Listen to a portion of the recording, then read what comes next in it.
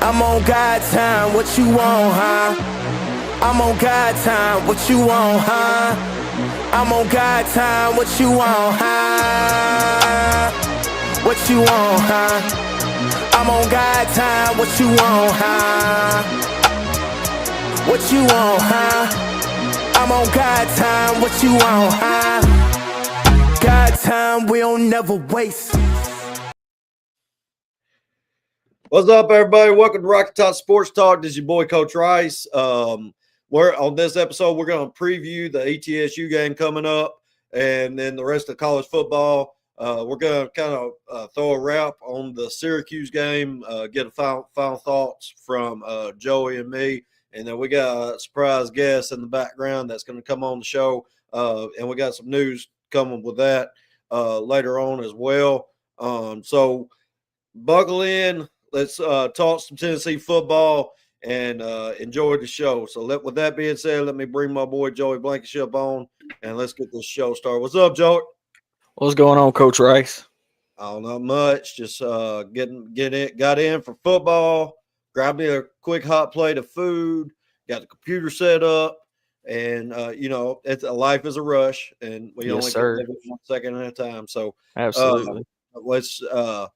How about your after you get a little more of a breather from I know we took day to kind of get our thoughts together from the from Saturday when we went live on Sunday, but right. Now that you've had a couple games, you've had Josh Heupel's press conference.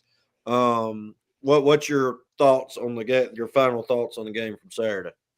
Man, I'm still kind of where I was at. Very impressed overall with our performance in all aspects. And I listened to a couple people this week already talking about the defense and why.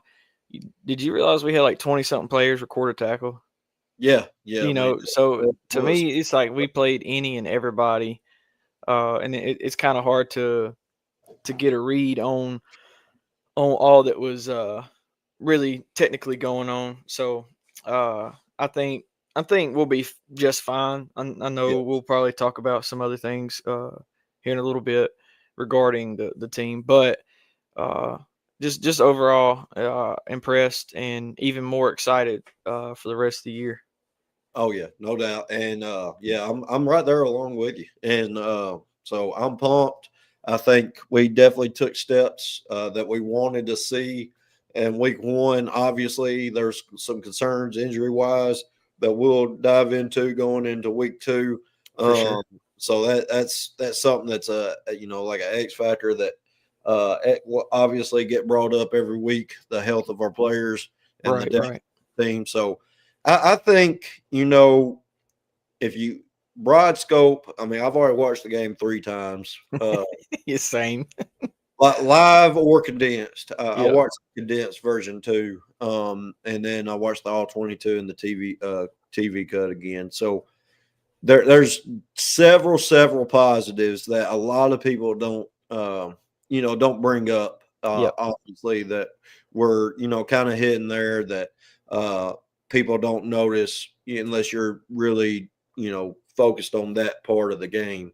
And then but there were some negatives. Talking about your run defense, and it's not like they ran just for 200 yards on us. They didn't. No, they didn't. It seemed like in situations where we could have got off the field, we didn't. That was the key thing for me. I would agree with that right there. Yeah, I think the 4th downs, the 3rd and longs, we got to improve, and a lot of that goes hand in hand with either pass rush, zone drops, or just playing better man-to-man defense. So right. But I think overall is an A+ performance for week one. Obviously you had some guys step up due to injuries. J.C. Perry stepped up, moved out to right tackle. Let's see. Umarov came in, switched over. Ty Redmond bumped into corner when Ricky Gibson got hurt, played 60 snaps, and was the highest rated defender on Tennessee's defense according to PFF. So And then you just got guys all over that had to step up and, make plays when it was time to, when their name was called. So Absolutely. got a surprise for you. I got a buddy of mine that's going to come on the show. Y'all know, some of you that watch the shows probably seen him before. Let me get him on here.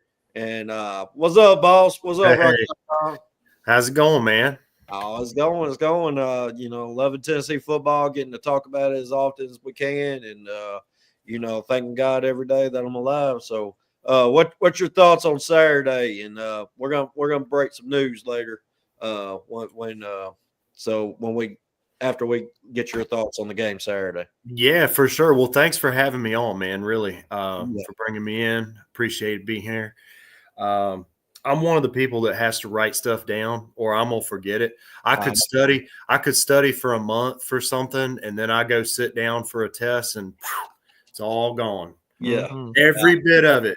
Yeah. Even when I was up studying playbooks, I know you know what that's like. Yeah. That whole playbook just gone. But yeah, Saturday was good. I was watching the game with my stepdad. He was a UT grad, so he was happy to see him stepping off on the right foot too. Yeah. I'll tell you, pluses and minuses, I would say that's a 50-50 game for me as far as what I really liked and what I really didn't like.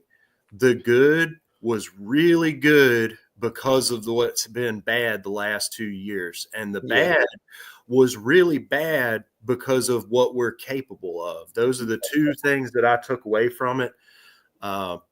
Pretty sure the offensive line just did their thing and they won that game on Sunday. Yeah, I agree. They did. I mean, the run blocking, they were opening up lanes. And even if they didn't, which was very rare, the backs were just trucking people. They're literally running over. Which one was it? Had Peyton Lewis. The first touchdown of the season, man. I mean, that I was going berserk just watching him truck the linebacker at the line. Just ran him right over into the end zone. It was beautiful to watch. But yeah, as far as defense, they got some things to do. How ironic is it that the defensive line was probably the deepest position we had last year, and then you run into two guys going out. I mean, I started, oh man, we're getting a little bit hot up in here, and then of course at corner, worried about Gibson being out, but I mean, Ty Redmond, he showed out. He did. He showed out, and the transfer that played his brains out. Colton Hood, man, locked down. The penalty on him was garbage. He was locked on the whole time. They were both doing the whole 9 yards, so they shouldn't even called that. But that's really where I was. I was just glad to see the offense running tempo and looking good, real good. So that was. I think that was Joey's main point in the postgame show. The tempo. The tempo was back. I mean, it's back, baby. Yeah, Joey was emphasizing that in the postgame show on Sunday, that like it was, and any of us as a Tennessee, follower, the tempo that we saw in 21-22 was dramatically different than what we saw in 23 and 24. Oh, 100%. It was just, and a lot of it has to do with, all line or QB play. I get it. It can be both, but there's a difference in the scheme that they've brought in, like some wrinkles. Obviously, Josh Heupel's going to run the ball. I mean, that power scheme, they've inserted some wide zone stuff out of the pistol and stuff. I love that. But the scheme itself, you're still going to see wide spacing. But at the same time, I love that they incorporated some tight sets and some bunch sets, moving the guys around a little bit more. He's always moved the tight ends all over the field. But moving those guys, keeping defenses on edge, not knowing where the counter is going to come from or where the tackle route's going to come from. So, real quick before we start getting into ETSU week, guys, I want to let y'all know my boy Rocky Top Tom, he's going to join me and Joey for now on as much as he can, scheduling wise. but he's going to be a part of this show, co-host, and we love to have him. And he's been with me through thick and thin, and he's one of my guys. Just like Joey, my longtime brother. He's been with me since like we were this age, but Yeah. but we all love the Vols, and so that's the main thing. So we're glad to have you, and so I'm looking forward to it, man. I'm looking forward to it. heck yeah. Big So time.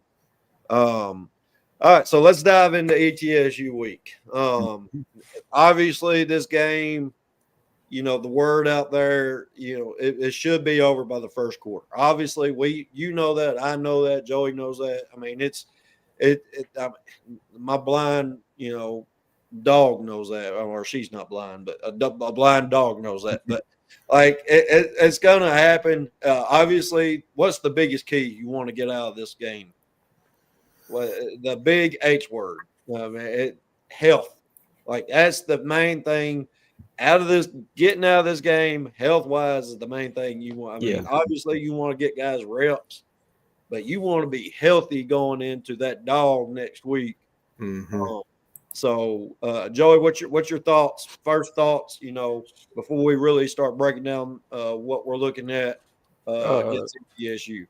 I was reading earlier today, maybe I don't remember if it was today or yesterday, where AP was talking about David Sanders. He said he couldn't imagine him not playing this weekend. Yeah. So looking forward to getting that dude in there and seeing him. It's what's crazy is we were talking about how good our offensive line was. Well, it's about to get a lot better. Mm-hmm. So I'm excited to see that. Just my word for the year is to just dominate. So dominate in every facet, and then just get off the field on third and long, fourth and long. Get off the field. I know for a fact they wouldn't have had two of those scores had we got off the field. Like the pass on fourth down and then the missed sack on the quarterback. That that would have got us off the field, and you're looking at a 45-14 game instead of 26. So just overall cleaning up some stuff we need to clean up, and I think it'll be a lot different for some of those guys because it won't be just a here and there play. Now you got a couple guys that are going to have to play about every play where they were coming in as a backup in a couple plays type deal. Now they're coming in there to start. So just consistency with them and taking care of business is what I'm looking for. I don't want to, fiddle fart around and play. They got a couple guys that can spin the ball. They got they ain't gonna be no slouch at the quarterback position. Now everywhere else, I don't know. But I want to get in there and just make sure everybody knows that we're back and we're going to dominate every facet of the game. Yeah. I'm right there with you. I mean, I think I think this is a game where you get better. I mean, I tell my guys every day, your number one goal should be to get better each day. I mean, you can't take a day off. Right. It's a rep by rep. Every mental rep, physical rep. You need to take all that 110% and get better each day. So, Tom, what's your thoughts? Early thoughts? ETSU.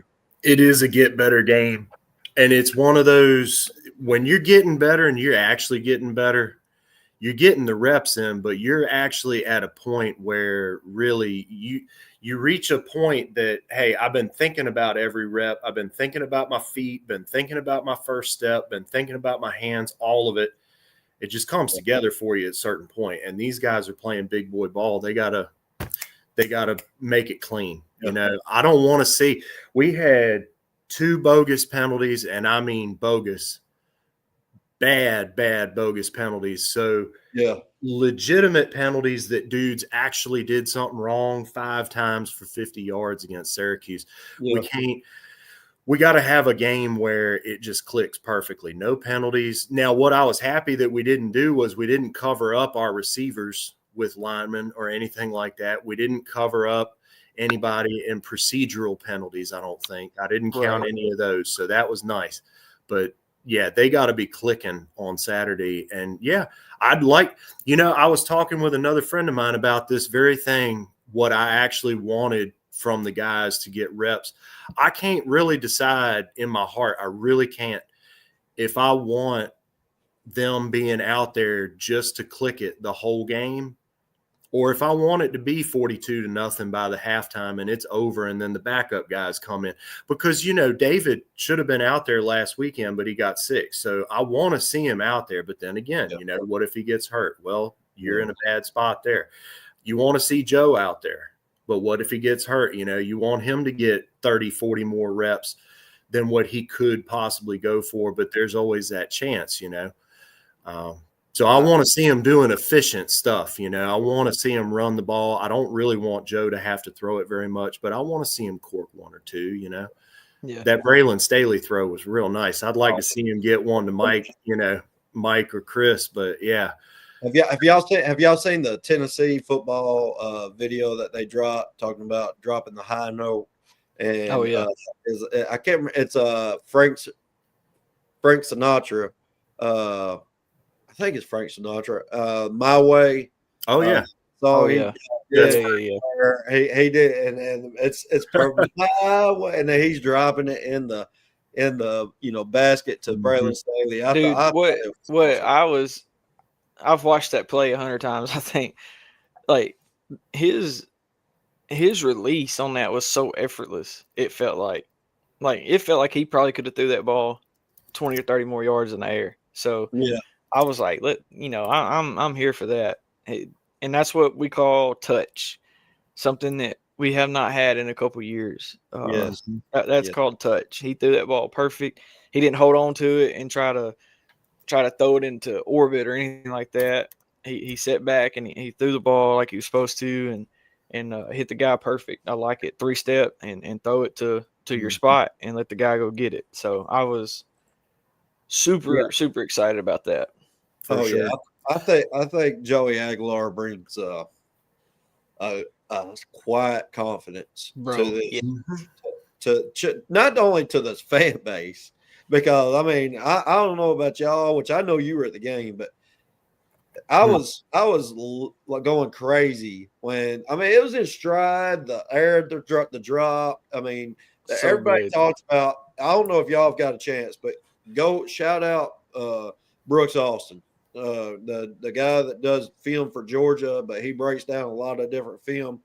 If you ever get a chance, YouTube up Brooks Austin, and he breaks down Tennessee stuff all the time. But he did a breakdown on Joey Aguilar, talking about the vertical descent angle of his air, deep ball, and the reason why it's so important because DBs are normally trailing, and they're trying to wipe the ball away or intercept it. Well, that's why that descent angle and the spin of the ball is so important. And he broke that down. So if y'all ever get a chance, go check that out. But sure. Obviously after our show. But I think like I said earlier, and I know y'all too would agree with this. Joey Aguilar brings a quiet confidence to this team, even with Josh Heupel. I think Josh Heupel sees him, and he knows what he's got. This is a unselfish dude, that has been through the grinder. Like he's been through hell and back, and as far as doing different things, done JUCO at one point. I mean, we saw his story about 10 times on ESPN the other night. Yeah, but I mean, thought about being a firefighter, and all this to end up as a SEC quarterback and a D1 starter at Tennessee, and to go out and have the performance he did. I think he's spot on perfect for this, especially at this time period of Tennessee football. So let me hit a couple chats real quick, and then we'll continue talking about the ETSU game. And then here in a little bit, guys, I'm going to get the chat open and link open, and we're going to. I know I got Michael in here, Sam's in here. I think Casey's going to try to make it. He said he's got family in town, but he said he's going to try to make it. So, Michael said, did it seem like you guys, we took the foot off the gas? At 24/7, I think me and Joey both talked about in the post game show. You saw a lot more guys come into the game than what we saw before the 24/7. Yep. And so I think Josh Heupel, and I'm going to let y'all kind of tag off of this. I think Josh Heupel had told the coaches, "Hey, we get up by this much. I want the whole roster to play." Like I love that. We got to have guys that we know going forward is going to be able to help us, and we're not going to be able to know that if they don't get game reps. Yeah. So, what's your thoughts on that, Joey? If they put the foot off the gas, I kind of like you said, I mentioned it. You could feel it in the stadium. We got up 24, and then Deshaun ran that. He got that long run right before the half, and then we go in and score. Mm-hmm. To me, I was like, man, I like it. I like us going. I'm the type, even on if I'm playing a video game, like we ain't punting. You know what I'm saying? Like let's score. Right. I don't even recruit punters or kickers because we don't do it. So I'm that way. I don't. It's their job to stop us. If we want to let off the gas, that's what the fourth quarter's for. I felt like we definitely let off. I don't know if he was trying to play it safe. I don't know if he was. I really don't know. Definitely seen more people come in on the defensive side of the ball than the offensive side. And I mentioned it Sunday night. Like very rarely were Thielander and Carter on the field at the same time. Yeah, very rarely. Yeah. Now I know both of them have outside the first quarter. They're right. I don't know if it's because they are both kind of coming off some injuries this fall camp or what, but just definitely noticed that. So I'm excited about the young guys coming in though and playing some football. So this week I don't want to let off the gas. Put them up as early as we can get it. The fast start. Let's do what we got to do. Hurt their feelings, and then they can cry about it on their way home. For all I care. Yeah, exactly. I mean, I'm spot on with you. What's your thoughts, Rocky? Yeah, it kind of tying this in with what you were just talking about a minute ago, learning game. I love Coach Heupel. I do. I want him. I think they said it at a couple of different points during the Syracuse game. It was real surprising, even with taking our foot off a little bit, putting everybody in. He still hasn't put this one wrinkle together where you purposefully take your time in moments where, okay, we're not giving them the ball back with this amount of time left. We'll give them the ball back with this much time left. Those two things, you marry those together and really get that down pat. Like you go rush, get the 30 plays a minute, however many you can run. Yeah. And then when the key moment comes in, then you slow down a little bit and you take your time. You don't take your foot off the gas necessarily, but it's like doing it perfectly and meticulously without going fast. So you still got your foot on their throat. You're just not, I guess, twisting your foot on the throat as much as you could be.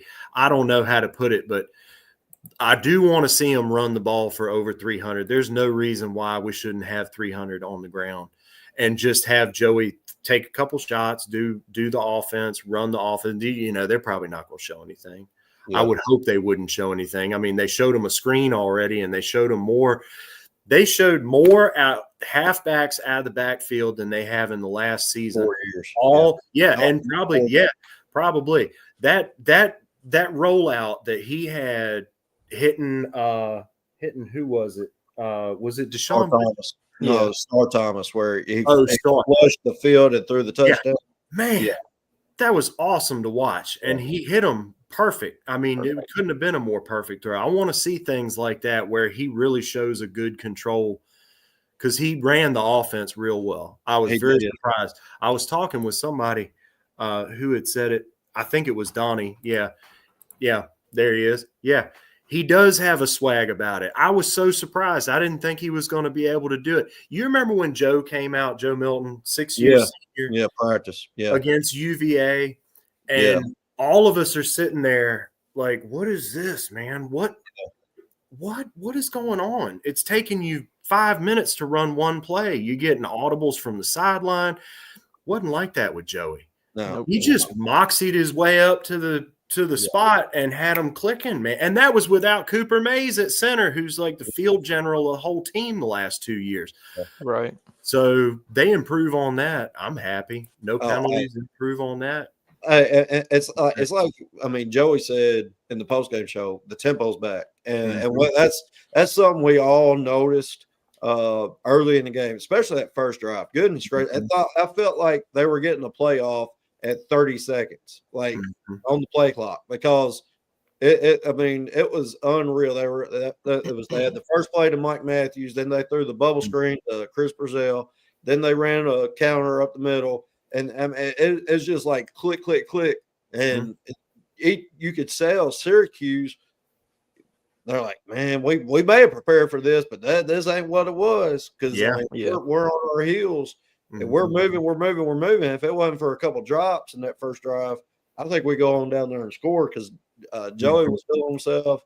Obviously, I think the O-line was clicking. So let me talk about this real quick. And you kind of mentioned it just then, Tom, but we've been talking about it for a minute. To run Hodge's offense, you obviously have to grasp the playbook, but you also have to have the confidence so that you're out your own swag on it. And Joey did that. You got that right. Joey did put his own swag on the playbook, and they did some different things that we haven't seen before. Especially we saw a little bit of it with Hendon, but obviously the new wrinkle was the pistol.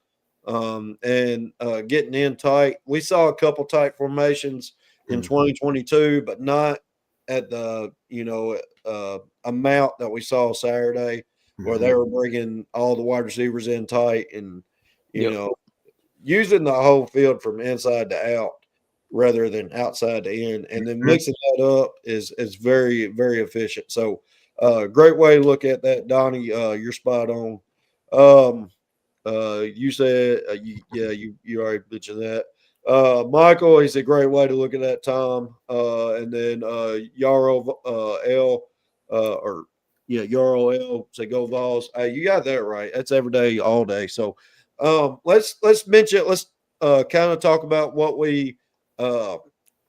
what's one thing you kind of want to say. We're going to talk about ETSU, obviously, here in a second. But what's one thing without really talking about the scheme itself? What's one thing you want to see Saturday outside of health that you want to see that you want to see someone do Saturday? One player, specifically one player.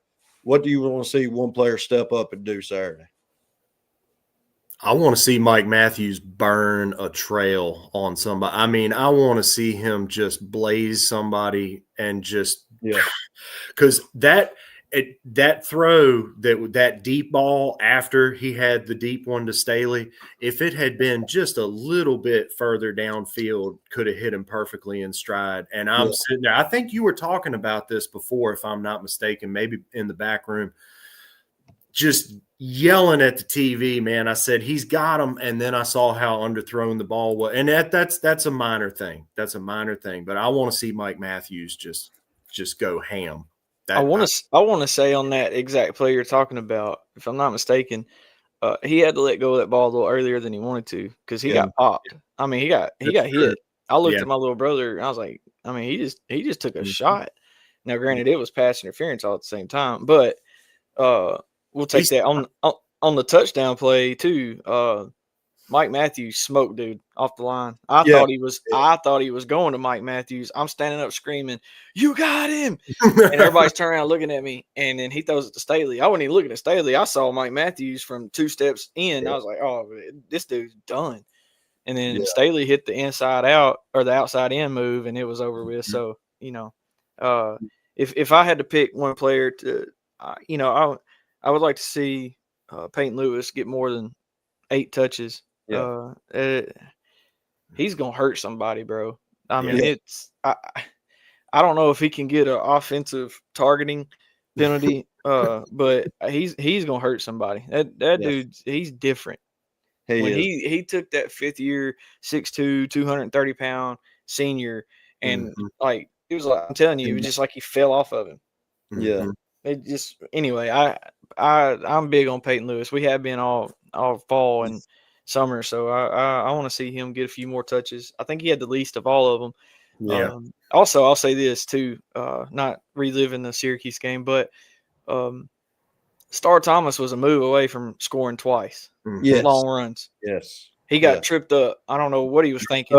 All he had to do is hit a move, and he's in the end zone on the one he got tripped up. And then the spin move, he was so close to breaking that one too. So he spent. Our running back room is insane. By the way, just very insane. So, but yeah, so I mean, I'm right on spot on with y'all. I think someone I would like to see take a step up this week. I want to see. Obviously, it wasn't his fault. I mean, but I want to see what David Sanders is going to do this week. Yeah, show me what you know. You put the grind in all off season. You've been one of the most talked about players in camp. And, you know, show us what that 5-star top tackle in the nation is all about. Sure. Because, I mean, yes, the offensive line looked really good, but I was talking to Rocky about this. No, I was talking to Michael about this. Excuse me. I was talking to Michael about this. The offensive line, you think about, you had Pendleton at center. You had to move Moy over to right guard where he's more comfortable at left guard. And then you had to move Umarov came in the game, and then you had to move Perry over to right tackle to replace David Sanders. So I want to see what the best 5 with David Sanders in and the original spots. Absolutely. See what they can do. So I like your answer better. Can I go back and just switch? Yeah. I got you, Coach, O-line coach. So hey, Yarrow, I know Joey agrees with this because me and him have been both high on Ethan Davis. Hopefully he didn't get hurt too bad. From everything I've heard, it was just a little stinger. Yeah.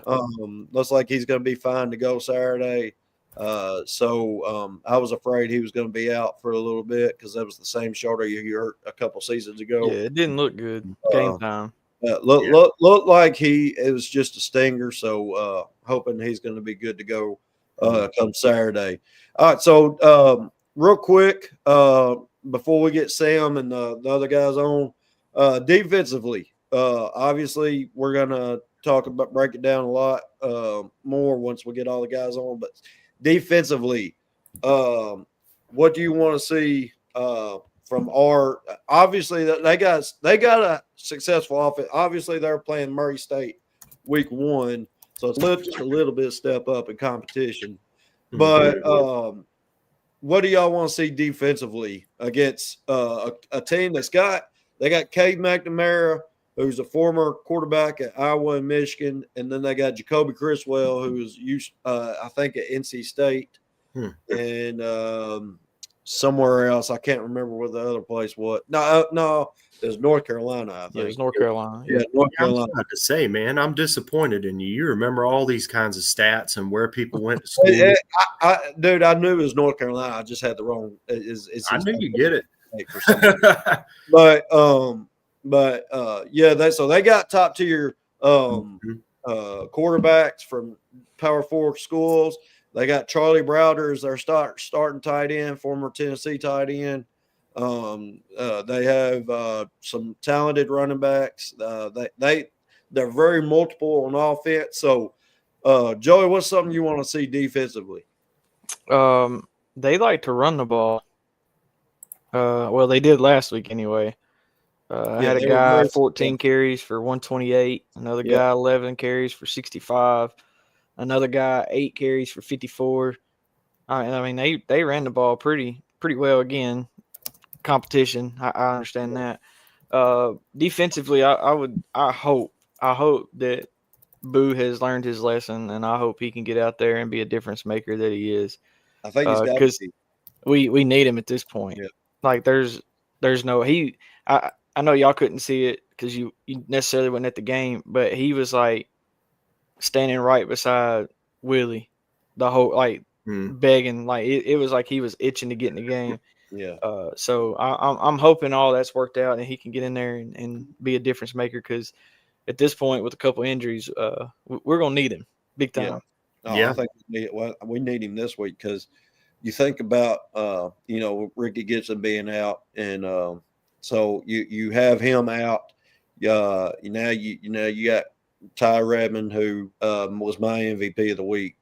Ty Redmond, and then Colton Hood on the outside. You got Jalen McMurray still in that slot, but if either of those outside two guys need a break or Lord forbid get hurt, Boo Carter's going to have to come in at star, and then slide Jalen McMurray out to the outside.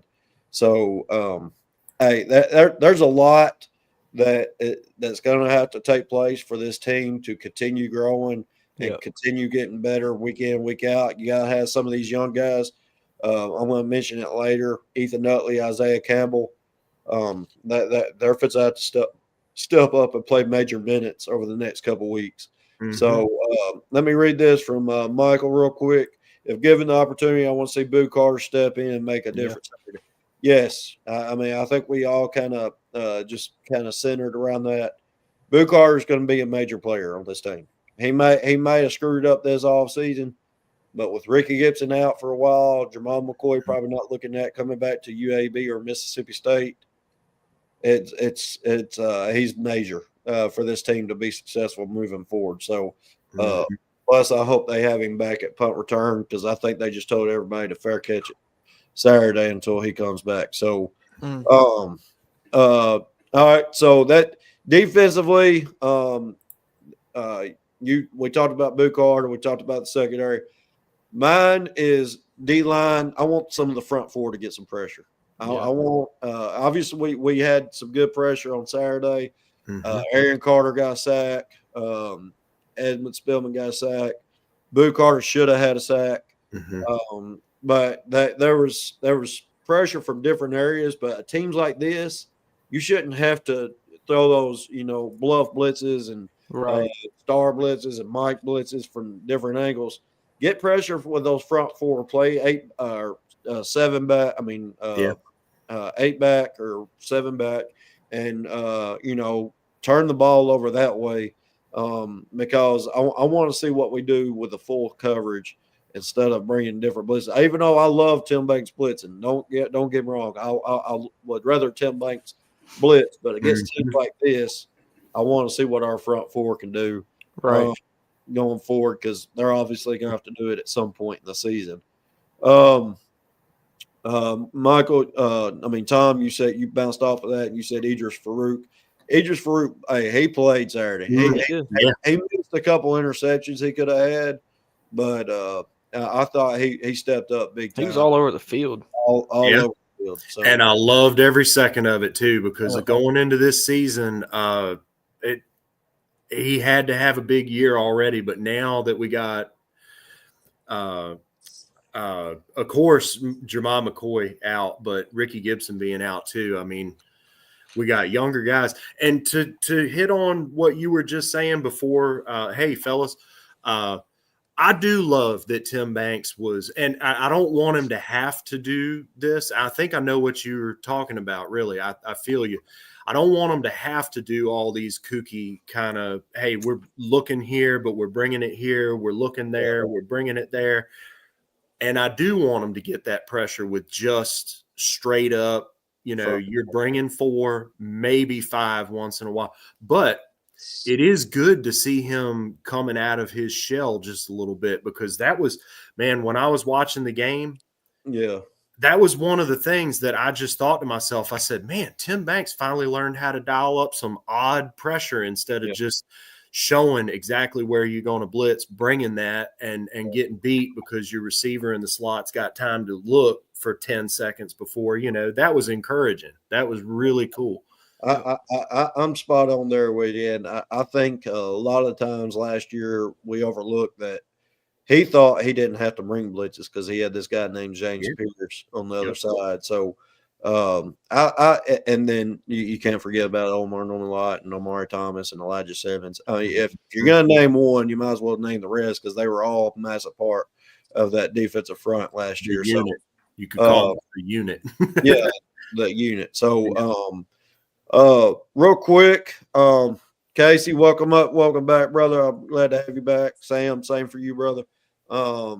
we're going to talk about the offense here in a second. Talk about ETS, what we want to do against ETSU, and then I'm going to get y'all's pointer, what y'all's thoughts were on Saturday, and then we'll get into what the rest of the week of college football was like. So, offensively, keys Saturday. What's obviously we already kind of talked about a couple of you've already thrown out. See Joey Aguilar throw the ball a little deeper a few more times. Run the ball. Obviously, the big one's health. See what David Sanders is like with a full first five on the offensive line. But as far as one key, what's something you want to see, Joey, Saturday for offense? We kind of said it earlier. I don't think he's going to open up anything and show it, especially the week before Georgia. Yeah. But I would love to. I would love to see us just, again, start fast, play fast, tempo. Don't take it off because it's ETSU. My one key is maybe a little more consistency from Joey. He started out a little less than 50% and stayed around 50% till the end. So hopefully he can stay a little bit more consistent. And then if he's more consistent, then the run game obviously is going to open up too. Mm-hmm. Yeah, and I agree with that. I think a lot of that was just early on adrenaline rush. Yeah, 100%. Oh yeah. He was high. He was releasing high. He was high, and they said that's been his down point. So maybe get some film on it, look at it. Maybe he had that front shoulder opening up a little too early on a couple of them. So maybe they'll get that figured out. Maybe his nerves will settle down. Obviously, it's going to be rallying early because it's first home game of the season, first time he gets to play in Neyland Stadium in a sold out crowd. So it's the atmosphere is going to be electric, but I think by the time that first couple throws gets in, he'll be back to normal. And hey, it's ETSU. Let's go whoop some BTA. So, what's next for you? What's for you, Tom? What's your key? He's kind of knocked on Joey's. What would be your key to the game offensively? So if they play the way they did on Saturday on the offensive line, I want to see 300 plus rush yards. I want our backs just to plow people over. If they were able to run over guys like they were Mike Allstott last Saturday, they really ought to be able. I mean, this is just it is what it is. It's ETSU. I mean, you don't want to overlook them. You don't want anybody getting hurt because they're out there playing around, but if you're going to truck a middle linebacker that's a fifth-year senior at Syracuse Power 5 program, you ought to be just running roughshod over ETSU's as your tailbacks. But that if they do that and Joey doesn't miss because he was releasing high, I mean, he was releasing almost before he even got to the arc on his delivery. Yeah. And, so that would really make me happy. That really would, and no penalties, of course. But that's like four things. So well, no, I'll put down on Tom's check mark 300 yards rushing. I got there. We go. All right, Casey, what's your key? It's hard to say because honestly, we should just manhandle ETSU like they're our sons. But I would say I want to see the tight ends get more involved because I know we had a couple of passes over to Kitzelman and that one that was high to Davis, but I really think the tight ends are a strength for us, and I kind of want to see them be utilized a little bit more. Yeah, I like that. I think I would love nothing less than see Deshaun Brain catch a seam route up the middle, hurdle a safety, and take it to the house because he's got so much freakish athletic ability. Y'all thought Ethan Davis was athletic. This dude, I mean, he ran punt returns back in high school, y'all. Yep. A tight end was running punt returns back. So, I'm right there with you. So, Joey's got consistency with Joey Aguilar. Tom's got 300 yards rushing. Casey's got tight end use. What you got, Sam? All right, man. I am so pumped up on the on this offensive line, you have no idea. So I kind of felt the vibes in the chat. dude, so I'll give Rocky Thompson credit because he's been on this offensive line for a couple of years. And the major talking point in the offseason was you're losing Cooper Mays. Cooper Mays from my hometown. I love Cooper Mays. Kevin Mays, his dad. Go back. But we didn't lose one person that got drafted in the NFL. Not one. I thought these guys that came in, Wendell Moore Jr., this is his 20th game straight without a sack given up. He looked like a beast at the game. He did. Dude, he walks up to the line, and you're like, how is a dude that wide? Yeah. and athletic. Yeah. He's not fat at all, too. It's like he's shaking his hips, and you're like, God almighty, where did this guy come from? Right. Yeah. And Jesse Perry, and this was the most encouraging point. They got restructured the day of the game and did not give up one sack. Right. That's without the highest rated offensive line recruit in Tennessee history. Yeah. And one of their penalties, the offensive lineman downfield with Jesse Perry. Okay, that's fine. Yeah. One of the false starts was BS because they jumped in the neutral zone. So you're right. That was crazy. Sorry. What are they going to do? But I was at the game. Was it that clear on TV? Because I thought it was pretty clear. It was so clear that it was obvious. It was obvious. That was one of the two that was just absolute. I mean, like Tom was talking about earlier. Yeah. There was two penalties on our side of the ball that was BS. So go ahead, Sam. So that's what gives me so much confidence with Joey going forward because they finally have an offensive line that are long, strong, deep. I think the high throws in the beginning were a lot of jitters. Yeah, just because when you're jittered up and your adrenaline's running, you're gonna revert to your natural instincts, right? Yeah. Like I played college golf. When I get fired up, like I'm gonna hit the shot that I know I can hit. That I've done forever. That's just how it goes. Right. Now that he knows he's got an offensive line that's going to give him time, I think that's going to settle down. I really do. He's going to He's going to get his feet under him. He's going to drive through. He's going to put the ball on the numbers. Yeah. I'm extremely encouraged. I really am. He had some crisp throws, man. That 3rd and 11 to Brazel on a comeback route. Perfect throw. I mean, and of course there's 3 guys. There's 2, I think there's safety, the corner that realized it was a comeback route behind him because he's coming back. And then it's over top of, not really over top of him, but they're athletic enough at that point to where it was pretty much over top of a guy. And it was just beautiful. You're talking about the curl route or first quarter?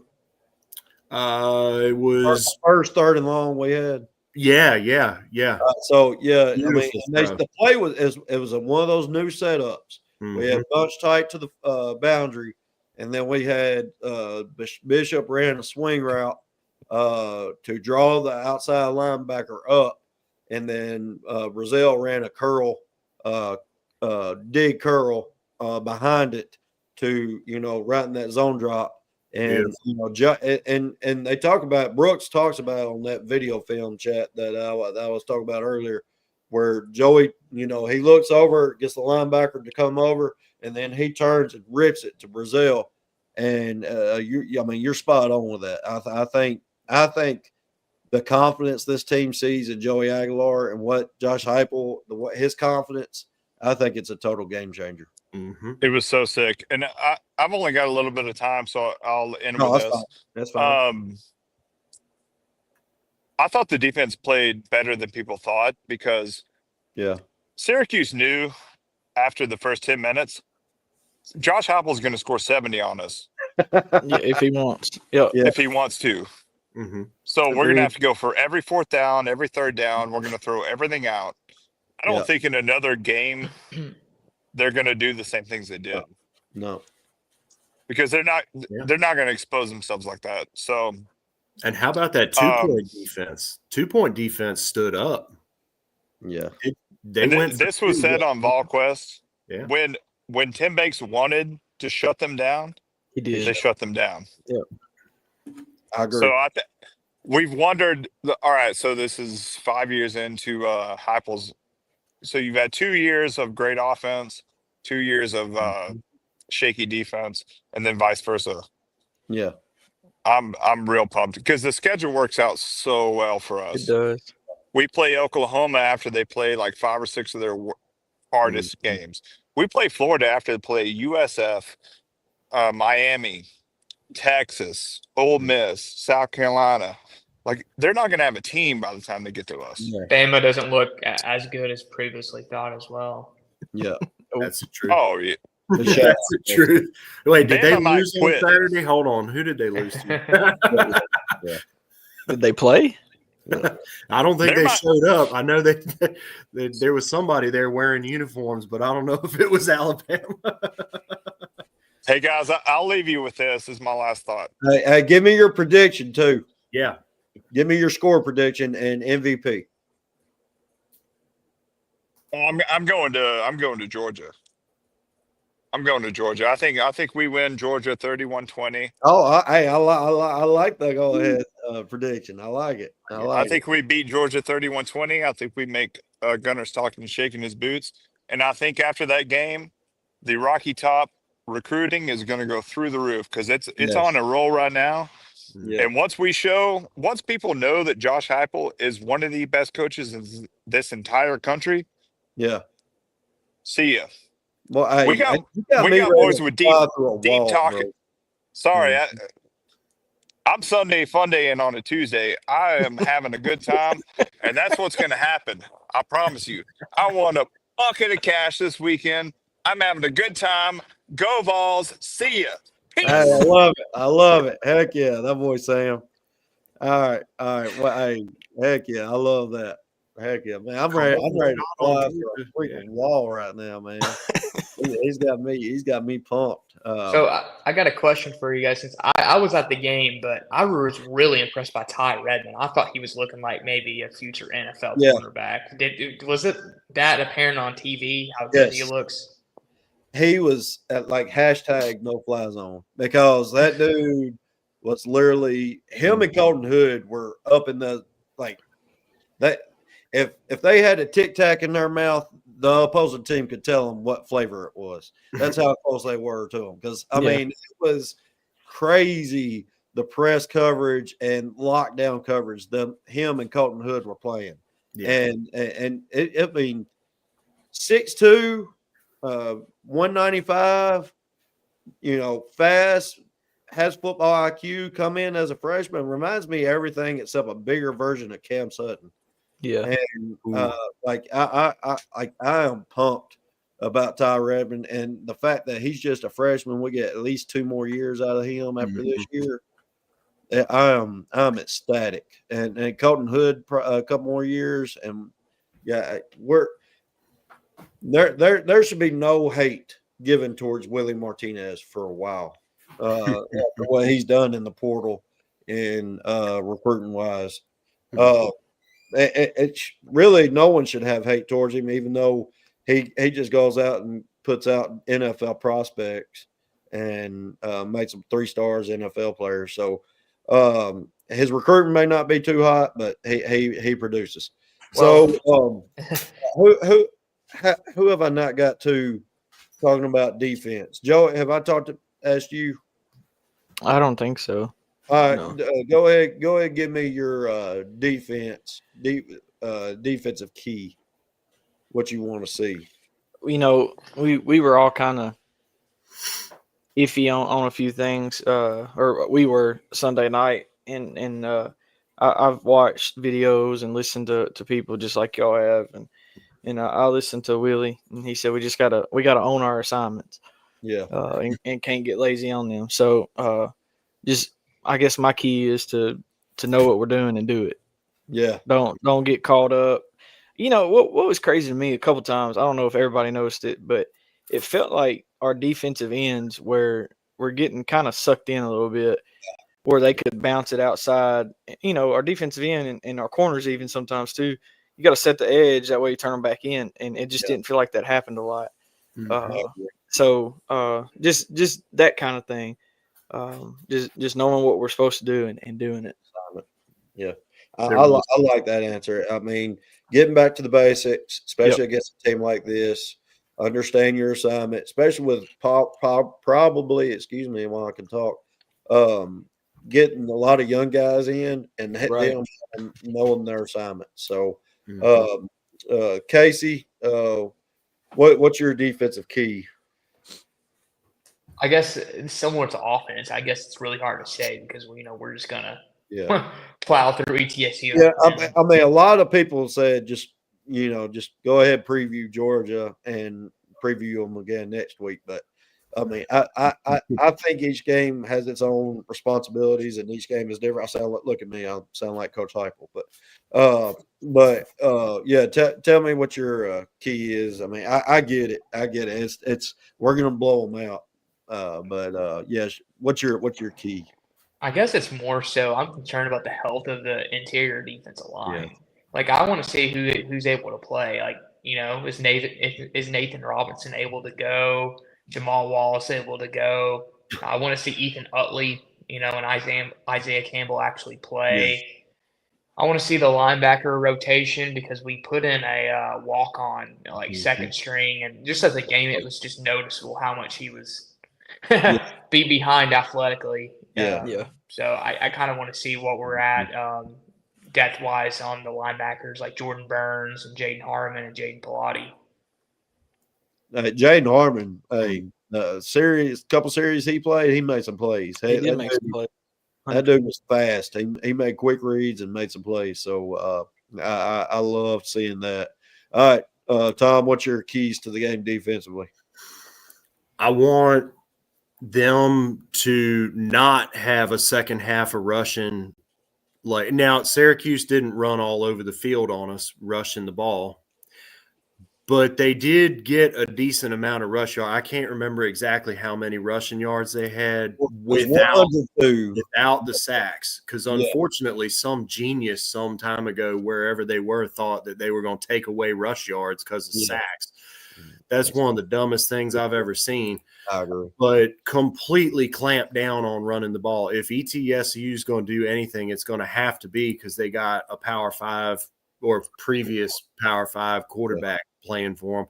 And I remember his name. So, I mean, he's not a nobody from nowhere. I mean, he just didn't pan out. I mean, that's the new college football. You free agent, you transfer wherever you want.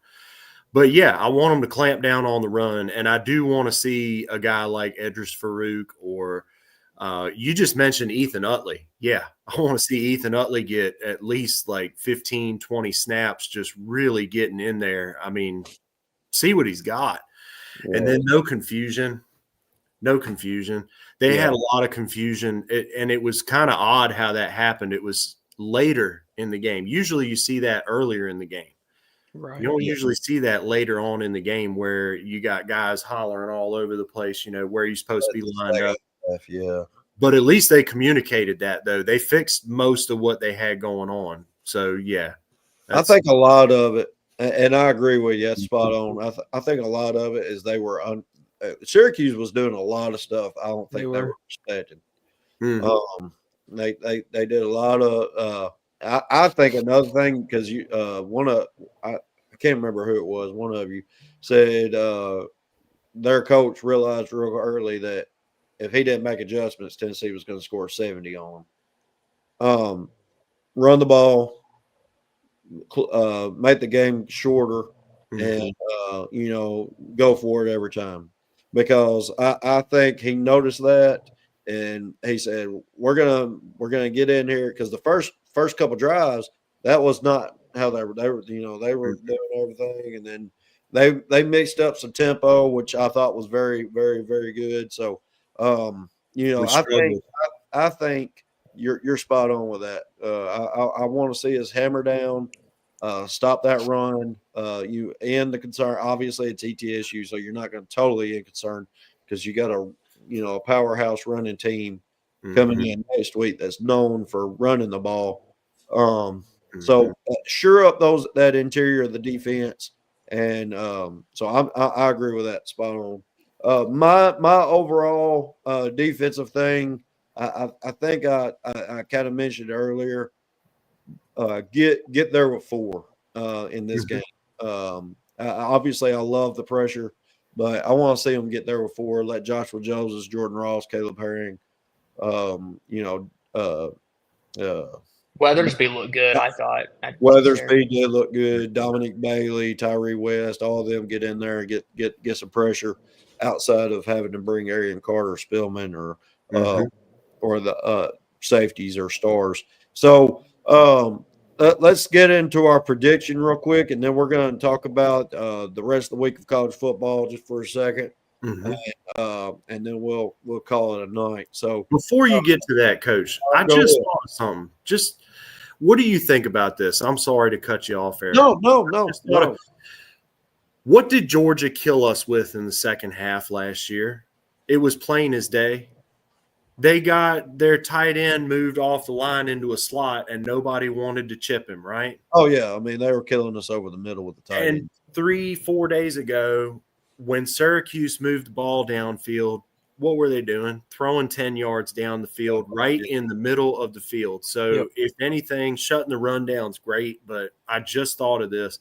They got to close down the middle after 8 to 10 yards deep. They got to close it down. Yeah. Because there is confusion on that. That was really the only thing I wanted to add on it, because I know Georgia's going to be looking at Mike Bobo is not a great offensive coordinator. He's not some genius, but he absolutely was able to just run roughshod. Yeah. With the, I agree. I think the tight ends, especially in Georgia's offense, is very instrumental, and so we have to be able to contain that middle of the field. It's the linebackers, like our linebackers. I feel like T-Lander especially is good in like tight spaces, but you get him, trying to run across the field, and I think Syracuse scored a touchdown on it. He just doesn't have that quick twitch speed. Yeah. So that's something that we might get exploited on against Georgia. Maybe that we play Spillman more a little bit in that game because he's better in pass coverage. Well, I mean, we just got to get better at noticing our zone drops. Our zone drops kind of got too shallow a couple times, or we were in the wrong window for as far as passing. There's a couple of plays that Angeli just missed some guys open across the middle of the field. So, but let that be known that it was because of the pressure that he missed those plays. But For sure. I think a lot's going to be. We'll figure out a lot about this team coming out of Georgia week, whether it be A or F. I don't know. I like this team. I love the confidence of this team. I love the relationships on this team that they've built. I just love the quiet confidence this team has, not only in themselves, but Coach Heupel, obviously, you can see it in his press conferences. He likes this team a lot. So, Michael, real quick before we get into our predictions and talking about the rest of the college football, I just want to see good sound assignment football for the unit as a whole. Yes, D line. I do all around smart football. I agree with that, Tom. Physical football and knowing your assignments. So let's talk about our prediction, our MVP. And then we're going to talk about the AP poll and the rest of the week of college football for about the last 10 minutes, and then we'll call it a night. So, Joey, go ahead. Give me your blowout prediction and then your MVP of the week. All right, I'll go. Let's say 63-10. 63-10. And why not? When do they get to 7? Yeah, late. a good question. It'll be late for sure. Good. Yeah, I like that. Yeah. Yeah, I don't think it's if it's early, then we're probably not in good shape. But I think it'll be late when he calls the dogs off, kind of like they started moving the ball this past week when we kind of let off the gas. But I'm gonna say my MVP is Mike Matthews. He might have 2 TD catches this week. I like that. You're firm on the Mike Matthews train. I am. I like Mike Matthews. Yep, I got you. All right, Casey, go ahead. Shoot me your score prediction and MVP for the week. 56-10. I feel like the MVP is going to be Peyton Lewis. I think, he only got 8 carries on Saturday, and I think he's really going to get fed. I think he might score 2 TDs, 3 TDs. I think it'll be a Peyton Lewis game. Oh, I love that. I like that. I'm not mad at that at all. Oh, all right, Rocky. What's your score prediction MVP? I want it to be at least 50 plus on our tally, but I think probably 55-3. I don't want them giving up a single tutty, not one. They might get in there and they might go for it, but I want the defense to shut them down. I mean, even if they do drive down the field, so maybe 50 to 55-3. Yeah, that'd be. And of course, I do want it to be one of the tailbacks, but I just have a feeling that just to get the reps for Joe, they're going to take some shots. Yeah. And I want to see Mike Matthews just burn somebody. I really do. So, I mean, hey, but you got Mike. I'll say Kitzelman has the best game out of I'm every. here for it. That would be sweet to see him really come alive in the red zone, get maybe 2 or 3 grabs for a score. Yeah. All day, I'm for it. I got you. I like that. So y'all 3 went offensive MVPs. I'm going to go different. Hey, listen to me, an offensive guy. So, but my score is 65-3. I think it's going to be they're going to be screaming for mercy.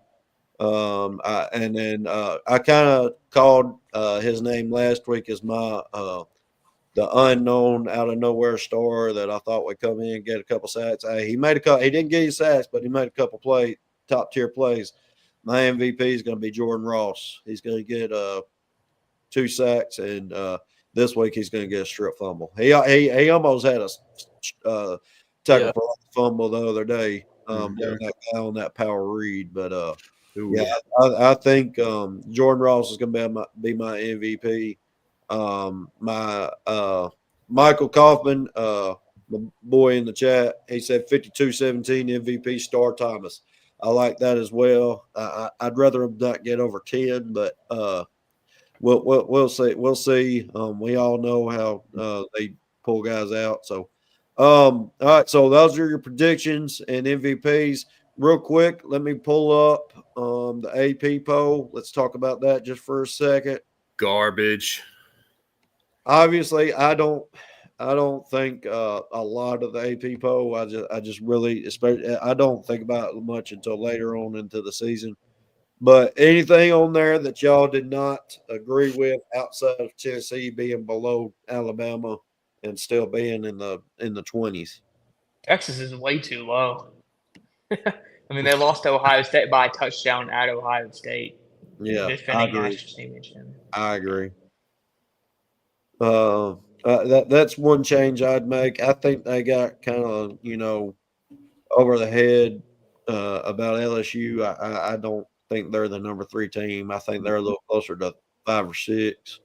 Brian Kelly will screw it up. He does it every year. So I don't see Georgia being 4 either. Honestly, I agree.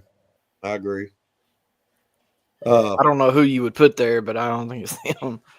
I like the way Miami looked. Yeah, I thought they looked really good. I mean, as far as top 10 go, I mean, I agree with all that.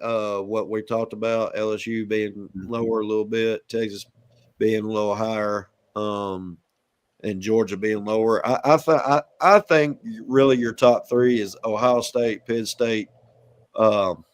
I'd put Miami at number 3. I would too, and I'd put Oregon at 4 and Texas at 5, and then I'd go LSU, Georgia, and then Clemson.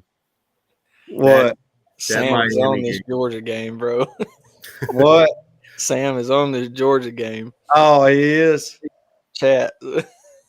Oh, he's on it. He it's a guarantee. He's I hope so, man. I was about ETSU completely. Yeah. I'm right there with you. All right, so let's look at the rest of the top 15. Top 25. I thought Florida State was too big of a jump. Yeah. That's a bad Alabama team. Mm-hmm. neutral field, I think we're 7-point favorites against Iowa State. So it's difficult for them to be 6 positions higher than us. Them, SMU, Oklahoma. I mean, all of them. Florida State, Florida. Florida's way too high. I mean, I don't get that. Illinois, I don't get. South Carolina, their defense is great, and yes, they have a great quarterback that's very versatile, but I don't think offensively they're just their offensive line struggles. Yeah, this is what Brett Bielema been at. I can't even talk. Brent Bielema has been at Illinois for what? This will be his third year, third or fourth. Yeah, third, fourth. I'm interested to see what they do. I think they're too high. They might be like 15th, 16th, something like that. But 11th, I don't see that. I mean, Western Illinois, they blew the doors off of them, but I'd never even heard of Western Illinois before I saw that score just now. Yeah, I mean, I think the next 2 weeks, not this week, but really the next, you'll see a lot of stuff kind of play itself out. Yeah. Because everybody knows early season polls are just for money wise. So, yeah. I mean, that's that. I think at the end of the day, you're going to see, like I said, next couple of weeks, it play out. Big game of the week, Michigan, Oklahoma. What's y'all's thoughts on that one? Just kind of who you think's going to win, and then we'll close it out. Joey, go ahead. Give me your who you think's going to win that game. Honestly, I could care less, but I can't stand either one of them. It's the cheaters versus the Sooners. Whoever they are. Yeah, I'm gonna call them laters because they're not that good. There you go. I think I'll pull it SEC, and that's the only reason. Like I don't. All right, I literally cannot stand either one of those teams. I got you. Also, Bill Belichick needs to retire. Yeah. Forgot about that. He needs to retire. He threw it in there. Disaster. It's a disaster, man. He never should have. I couldn't believe that. But yeah, that's a whole. It's gonna be bad. What's he gonna do when his girlfriend is dating one of his players? That's what's crazy. I think she was calling the defense the other day. To be honest with you, Lord. I thought it was hilarious. Someone said she entered the transfer portal. He's dating a girl my age, and he's old enough to be my grandfather. So 100%. It's cool. All right, Tom, who you think is going to win the game? Well, I couldn't find it just now. Where is the Michigan-Oklahoma game? Is it in Michigan or is it in Norman? It's at Norman. Ooh. All right. Well, give me Oklahoma by 3, but I don't want them to win that game. I really don't. I'm still sore. My buddy and I were at that 2015 disaster that Butch Jones cost us, and I was there too. Yeah. Well, man, you feel my pain, man. I think all Tennessee fans still feel that one. That's the loudest I've ever heard Neyland, though. I mean, the atmosphere in the first half was insane. That was a game, man. And hats off to Baker Mayfield. He was a baller, but that was the only reason why I've never gotten over that one. We could not tackle him. We were just missing sack after sack after sack. And that was with a good defense, too. 4 missed sacks. I think Kirk had 4 missed sacks that game. That was the game he also got hurt and pretty much ended his career. But yeah. So Casey, what's your thoughts on that game? Then we'll wrap it up. I think I have Oklahoma by 10. Even though I think Brent Venables has some problems as a head coach, I don't think he's going to succeed long term at Oklahoma. One thing I think he is good at is scheming up against young quarterbacks, and Bryce Underwood's second start. I think he's going to cause him to make some mistakes, and I think that they'll take advantage of that, and they'll use their run game to kind of control the game. I think Oklahoma's going to have the ball the majority of the game. I think it's just going to be a drag out, low scoring one. That was a good point about him scheming young quarterbacks, because last year they were baiting us to run the football against a 5-box. Yeah. A 5-box, and we weren't audible into a run. And of course, I love Josh Heupel, love him to death. but he's sitting there trying to throw against a 5-box instead of, we got 5 offensive linemen. 5 offensive linemen ought to beat 6 in a box every time. Sure. Because you got at least 2 double teams. You're going to get them at least 4 yards downfield, and they were just baiting us the whole time. And they're certainly going to do that to Michigan because Michigan likes to run, especially with the young quarterback. But it's because we had a $8 million arm. Yeah. I heard he wasn't too good, though. I don't know. Yeah, let's just not talk about the UCLA. You guys hate watch that one as well? I did. I'll admit it. Yeah. I can, and I love slept through that. Yeah. So, hey, great show, guys. Hey, again, Casey, glad to have you as always. Come on, talk live with us. Rocky Top Tom, welcome. Bless you, Steve. But hey, welcome. We're glad to have you full time as a co-host with me and Joey.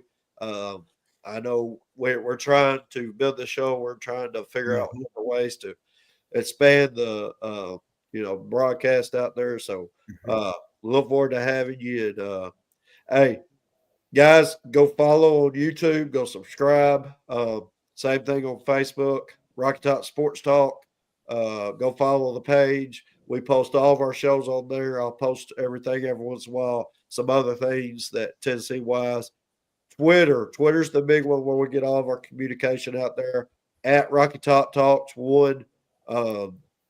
Hey, all these guys follow me on there. We chat. We talk about it. You can follow me on there. We can talk. Or if you want to follow me at VFL Coach Rice, we can message back and forth as well. So, hey, as always, get to represent the Power T. I love it. Love it every day. Don't take it for granted. From Joey, from Casey, and from Rocky Top Time. Peace out. Go Vols. Go Vols. Go Vols. Go Vols. I'm on God time. What you want, huh? I'm on God time. What you want, huh? I'm on God time. What you want, huh? What you want, huh? I'm on God time. What you want, huh? What you want, huh? I'm on God time. What you want, huh? God time. We don't never waste. We don't never waste.